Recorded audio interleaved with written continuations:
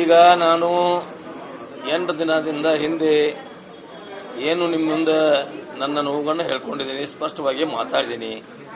ಇವತ್ತು ಬೆಳಿಗ್ಗೆ ನನಗೆ ನಿನ್ನೆನೇ ಸುರ್ಜೇವಾಲ ಸಾಹೇಬರು ನನಗೆ 2 ಗಂಟೆಗೆ ಸಮಯ ನಿಗದಿ ಮಾಡಿದ್ರು.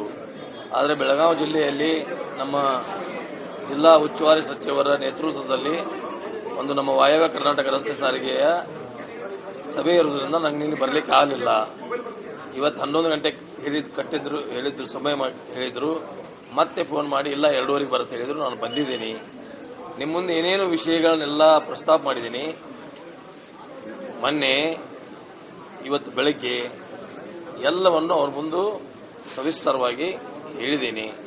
ಅದಕ್ಕೆ ಅವರು ನಾನು ಅದ್ರ ಬಗ್ಗೆ ಎಲ್ಲ ಕೇರ್ ತಗೋತೀವಿ, ಅದ್ರ ಬಗ್ಗೆ ಎಲ್ಲರ ಜೊತೆ ಮಾತಾಡಿ ಒಂದು ಹಂತಕ್ಕೆ ತರ್ತೇವೆ ಅಂತೇಳಿ ಹೇಳಿದ್ದಾರೆ, ಆಶ್ವಾಸನೆ ಕೊಟ್ಟಿದ್ದಾರೆ.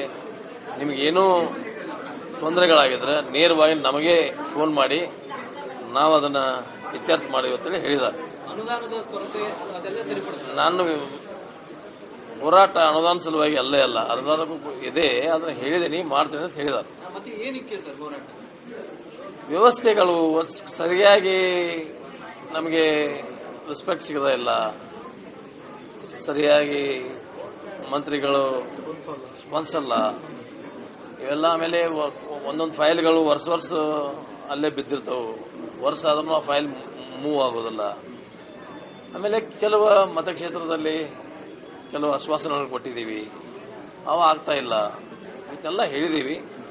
ಎಲ್ಲರೂ ನನ್ನ ಬಹಳ ಗೌರವದಿಂದ ಕಂಡು ಎಲ್ಲ ವಿಷಯವನ್ನು ತಿಳ್ಕೊಂಡಿದ್ದಾರೆ. ಎಲ್ಲವನ್ನು ಒಂದು ಹಂತಕ್ಕೆ ತಂದು ಇತ್ಯರ್ಥ ಮಾಡ್ತೇನೆ ಅಂತ ಹೇಳಿದ್ದಾರೆ. ನಾ ಆ ವಿಷಯಕ್ಕೆ ಹೋಗಲೇ ಇಲ್ಲ.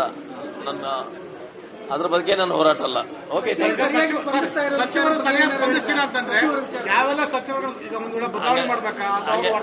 ಅದನ್ನೇನು ಹೇಳಕ್ಕೆ ಹೋಗಿಲ್ಲ ನಾನು. ನನಗೇನು ಮೊನ್ನೆ ಹೇಳಿದ್ದೀನಿ ಅಷ್ಟೇ ಹೇಳಿದ್ದೀನಿ. ಅವರು ಅದಕ್ಕೆ ಸ್ಪಂದಿಸಿ ನಿಮಗೆಲ್ಲ ಏನು ನಿಮ್ಮ ತೊಂದರೆಗಳು ನಿವಾರಣೆ ಮಾಡ್ತಾರೆ.